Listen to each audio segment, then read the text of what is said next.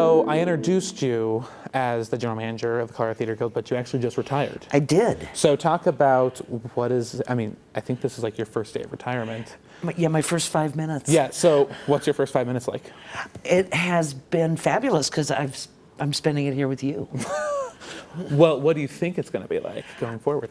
That I don't know. Yeah. I have been one of those really lucky people where opportunities have just been placed in my path for me to choose to pick them up and go with them or not.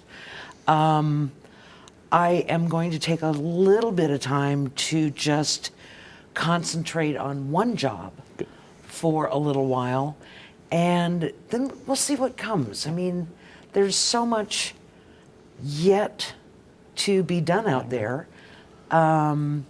And hopefully one of those things is something that I can participate in. I agree. And one thing you're going to concentrate on is being my agent. Yes. Correct? Perfect. Yes. That's wonderful.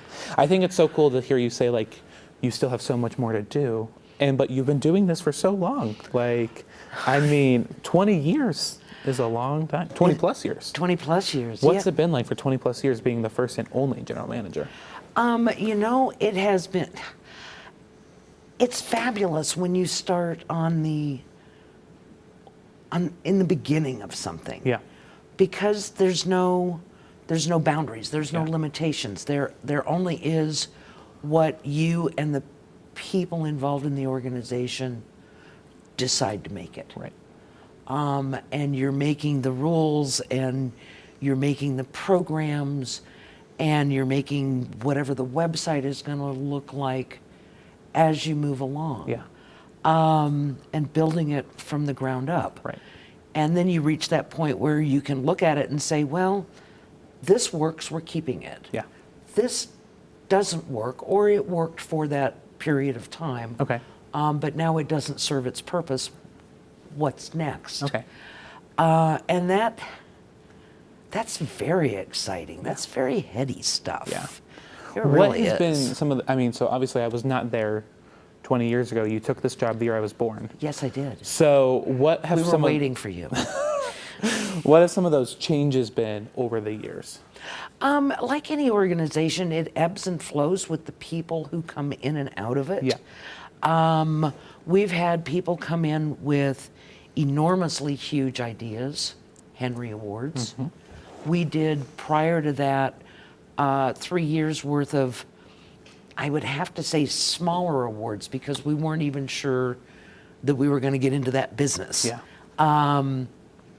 But then we had a group on the board that said, if we're going to do this, let's do this. Do it, yep. Let's get an awards. Let's get a statue. Let's name it after somebody. Thank you, Henry. And let's move it forward. Yeah. And it did really take us a full year to get the first Henry Awards up. Mm-hmm. And even then, it was the only judges at that point in time were a handful of the Denver theater reviewers, the paid professionals. Yeah. And over time, it grew into an outreach into community judges. I think so. And from there, it finally, 4 years ago, I lose track of time because I'm old.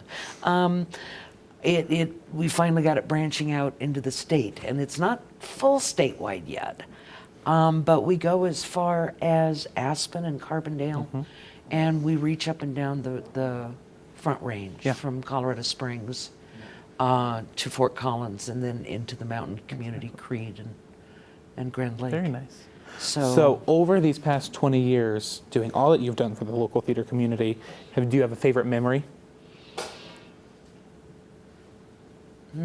Or maybe like a favorite thing that you always get to do? Or it's hard. It does, because that has to be one of those things that you do on a regular basis. And one of my very favorite things since 2006 has always been able to address the community once a year from the stage during the awards ceremony. Mm-hmm. I mean, that's, we've had 275 to 500 people in the audience, And it is always nice to be able to look your theater community in the eye and hopefully say something meaningful. Yeah.